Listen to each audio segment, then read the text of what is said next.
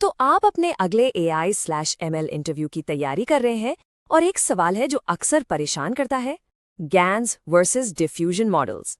घबराइए मत, आज हम इसका एकदम परफेक्ट जवाब तैयार करेंगे। चलिए शुरू करते हैं।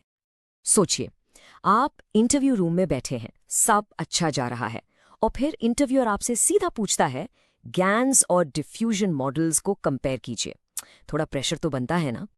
लेकिन फिकर नॉट, इस छोटे से एक्सप्लेनर के आखिर तक आपके पास ना सिर्फ एक जवाब होगा, बल्कि एक ऐसा जवाब जो बिल्कुल क्लियर, स्ट्रक्चर्ड और फुल ऑफ कॉन्फिडेंस हो। तो ठीक है, चलिए इसमें गहराई से उतरते हैं। हर अच्छे जवाब की शुरुआत एक सॉलिड फाउंडेशन से होती है आखिरकार। तो सबसे पहले चलिए जल्दी से ये समझ लेते हैं कि ये दोनों मॉडल्स, गैन्स और डिफ्यूजन मॉडल्स, आखिर हैं क्या चीज़। तो सबसे पहले बात करते हैं गैन्स की। इसका पूरा कॉन्सेप्ट एक 2 प्लेयर गेम पर टिका है। सोच लीजिए, 2 खिलाड़ी हैं। एक है जेनरेटर जो डेटा बनाता है, और दूसरा है डिस्क्रिमिनेटर जो उस डेटा को इवैल्यूएट करता है। इसे समझने का सबसे आसान तरीका है एक जाली पेंटिंग बनाने वाले आर्टिस्ट और एक एक्सपर्ट आर्ट क्रिटिक के बारे में सोचना।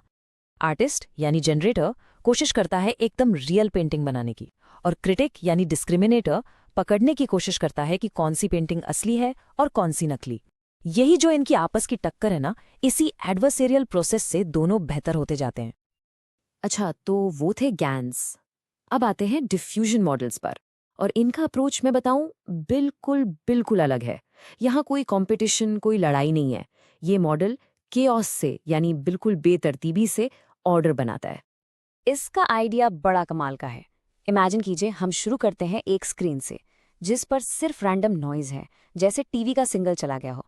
फिर मॉडल धीरे धीरे, स्टेप बाय स्टेप उस नॉइज को साफ करना शुरू करता है, और हर स्टेप के साथ एक साफ, क्लियर इमेज सामने आने लगती है। ओके, तो अब हमें दोनों मॉडल्स का बेसिक आइडिया लग गया है। एक तरफ है कंपटीशन, दूसरी तरफ है रिफाइनमेंट। अब वक्त है अपने जवाब के सबसे जरूरी हिस्से पर आने का, इनका आमने सामने का मुकाबला। तो सबसे पहले परफॉर्मेंस और क्वालिटी। देखिए, इस मामले में डिफ्यूजन मॉडल्स का पल्ला भारी रहता है। ये आमतौर पर ज्यादा हाई क्वालिटी, ज्यादा डाइवर्स और एकदम शार्प इमेजेस जनरेट करते हैं। वहीं दूसरी तरफ गैन्स अच्छी इमेजेस तो बनाते हैं, लेकिन कभी-कभी मोड कोलैप्स नाम की प्रॉब्लम में फंस जाते हैं। मतलब वो एक ही तरह की चीजें बार बार बनाने लगते हैं, उनमें वैरायटी कम हो जाती है। अब आते हैं एक ऐसे पॉइंट पर जो डेवलपर्स के लिए बहुत मायने रखता है, ट्रेनिंग स्टेबिलिटी। और यहाँ जमीन आसमान का फर्क है। गैन्स को ट्रेन करना, सच कहूं, काफी मुश्किल हो सकता है। उनके जनरेटर और डिस्क्रिमिनेटर के बीच बैलेंस बनाना बहुत ट्रिकी है, जबकि डिफ्यूजन मॉडल्स की ट्रेनिंग इनके मुकाबले काफी स्टेबल और सीधी साधी होती है। लेकिन हर चीज का एक ट्रेड ऑफ होता है ना, और वो है जनरेशन स्पीड। यहाँ कहानी बिल्कुल पलट जाती है। गैन्स जो हैं वो स्प्रिंटर हैं। एक बार ट्रेनिंग पूरी हो गई तो फट, एकदम तेजी से रिजल्ट्स देते हैं। वहीं डिफ्यूजन मॉडल्स मैराथन रनर की तरह हैं। उन्हें इमेज बनाने में टाइम लगता है, क्योंकि वो बहुत सारे स्टेप्स से गुजरते हैं। Okay, great comparison. लेकिन इंटरव्यू में सिर्फ थियोरी से काम नहीं चलता, राइट? इंटरव्यूअर ये भी देखना चाहता है कि आपको इनके रियल वर्ल्ड एप्लीकेशंस के बारे में पता है या नहीं। चलिए देखते हैं कि ये मॉडल्स इस्तेमाल कहाँ होते हैं।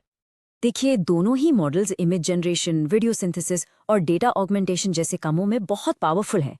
लेकिन आजकल इंडस्ट्री में एक ट्रेंड दिख रहा है। जब भी ऐसी कोई एप्लीकेशन हो जहां क्वालिटी सबसे सबसे जरूरी है, जैसे हाई रेजोल्यूशन आर्ट या मेडिकल इमेजिंग, वहां पर अब ज्यादातर लोग डिफ्यूजन मॉडल्स की तरफ जा रहे हैं।